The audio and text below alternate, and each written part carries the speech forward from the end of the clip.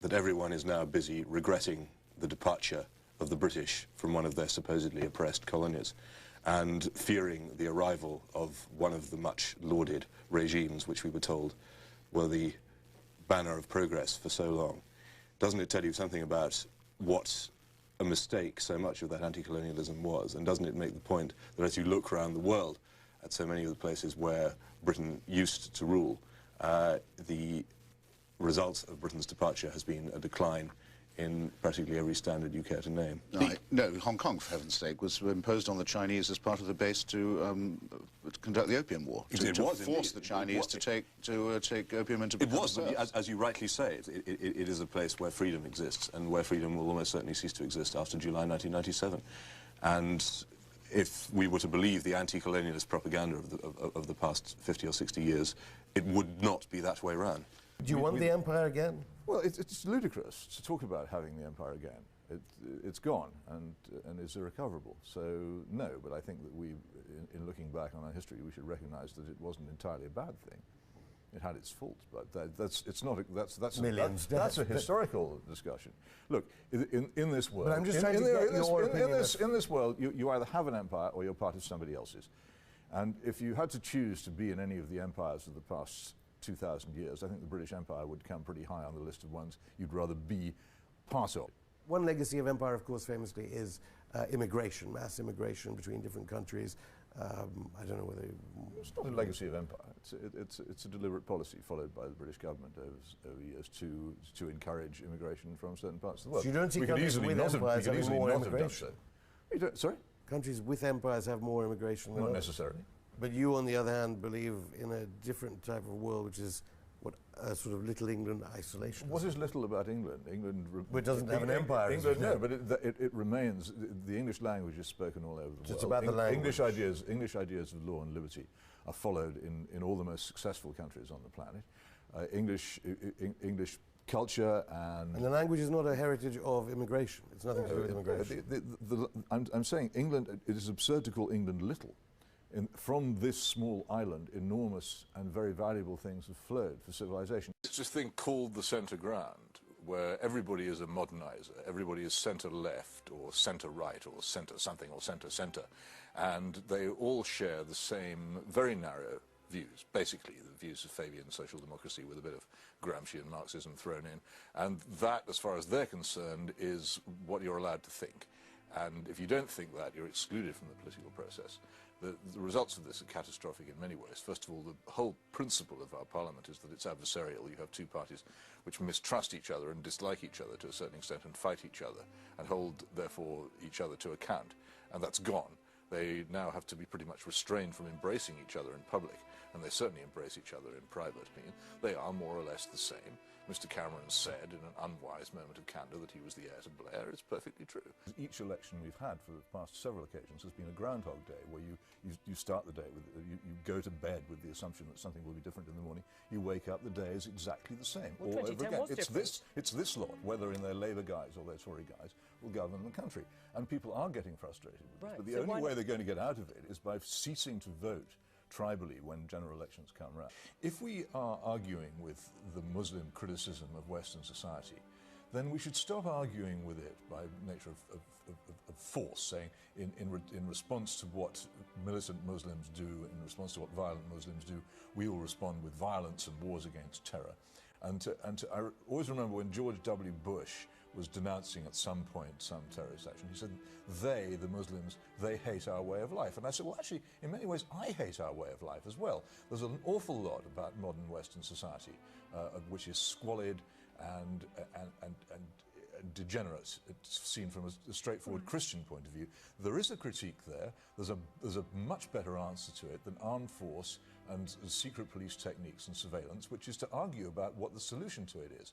The trouble is that our society, having abandoned the Christian faith largely, doesn't have much of an answer to it beyond saying, we're better, you're worse. It's fascinating the way all these British values merchants are so coy about the real basis of the liberty which we enjoy, which is the particular form of Protestant Christianity which this country adopted, which created in people the strength of conscience, the self-restraint, the belief very strongly that law should be above power because law derives ultimately from God. That is what actually makes this country what it is, but they won't talk about that because many of them are not Christians, many of them are active secularists, and many of them are nominal Christians, and they don't really believe these things. That's what made us what we are and made us the kind of country that we are. And to try and generalize this into some kind of human rights blancmange is to make a fundamental mistake about how it came about and what we would need to defend if we wished to preserve it. The interesting thing is I don't think a lot of the people, the loudest noises who go on about this, actually do particularly wish to preserve it, because many of them are allied with the principal political lobby which has undermined it most of all, which is the lobby which has been in favour of open borders, mass immigration and multiculturalism, which has made it so difficult to sustain this country as it was. Ajmal and Marine have just fallen out with you. They were with you. Peter, what you just said Daniel Hannan. What you just said Wait, Daniel Hannan. being responsible for that is just false history. It is true that a measure of our individualist culture can be said to have a Protestant basis, and that's... Why did you think I was aiming that at you? No, I don't think it was aimed at me. But it was, actually. But when look at the... The reason why our perfectly good system is in such trouble is because it's dominated by two dead parties, kept alive by dodgy millionaires and government handouts, and by the broadcasting rules which allow them far more time than they really deserve. If one of those parties collapsed, they are, as I've said before, they're two corpses with rigor mortis. If one falls, the other one will fall. The Labour Party is only held together by its hatred of the Tories. The Tory Party is only held together by other people's money. There is nothing else that keeps these parties in being. They don't actually represent anybody very much. No. It's time we got rid of them and replaced them with more representative parties. Okay.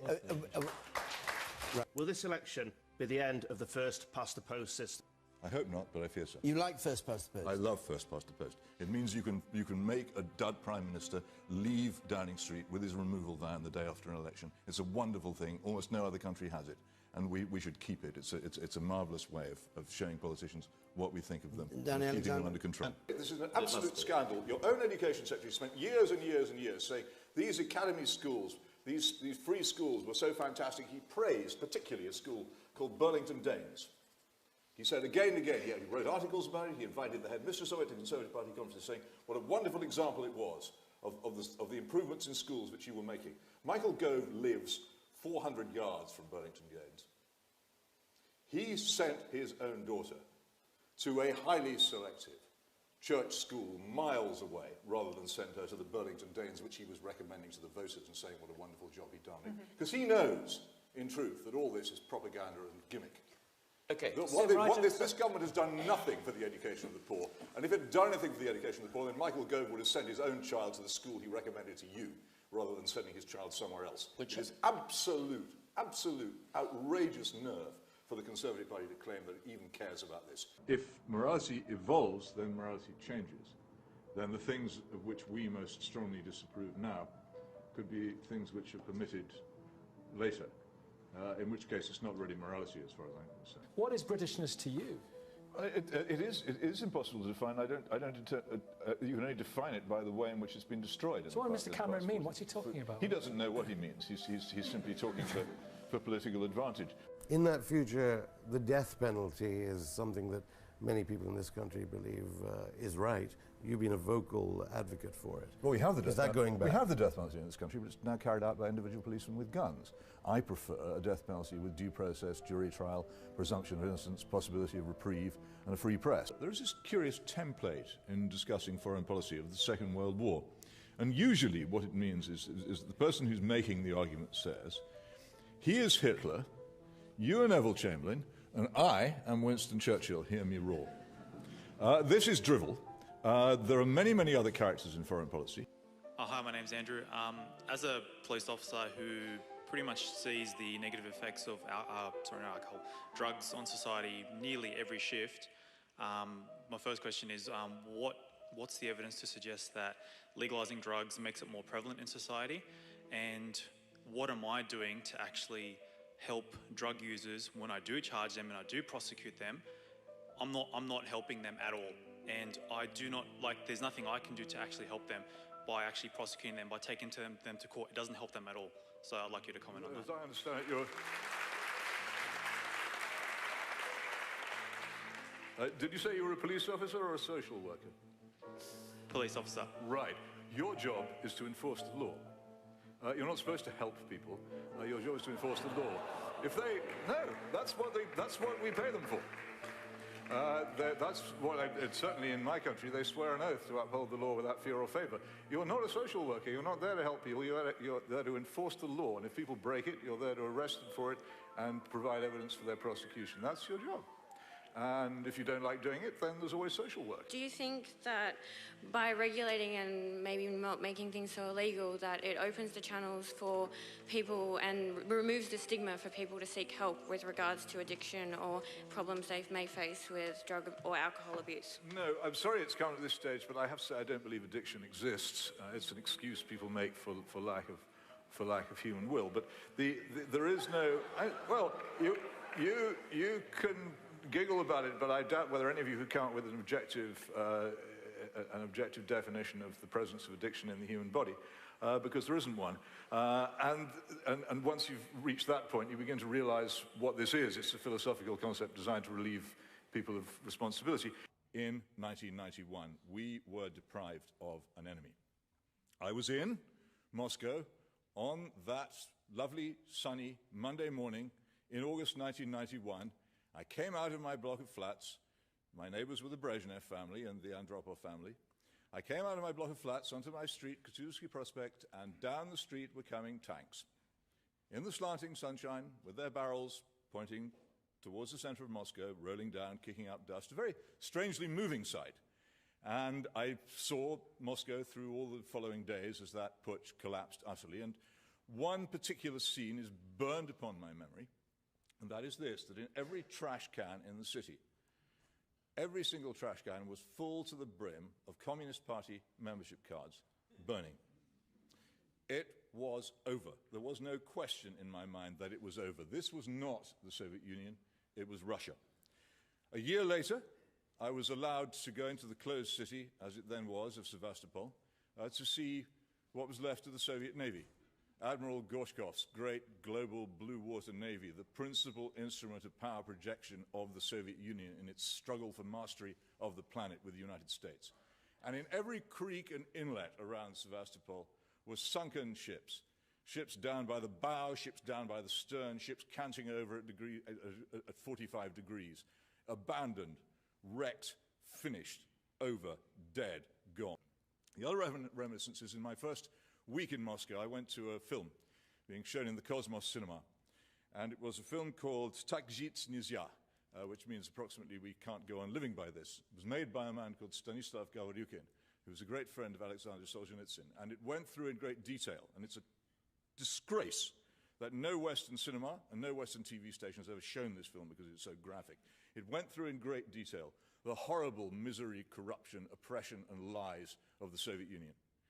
And I became aware as I sat watching this that everybody in the cinema was weeping. For the first time, they had been allowed to see in detail the truth about the disastrous country in which they've been living.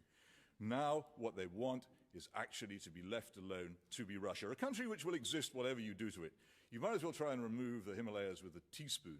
But the thing to remember about that film is that during the last election in which Vladimir Putin won, one of his key supporters was Stanislav Gavaryukin, friend of Solzhenitsyn. And he said, I'm supporting Putin because under Yeltsin, we had disgusting, hopeless misery and debauchery. Under Vladimir Putin, we have normal corruption.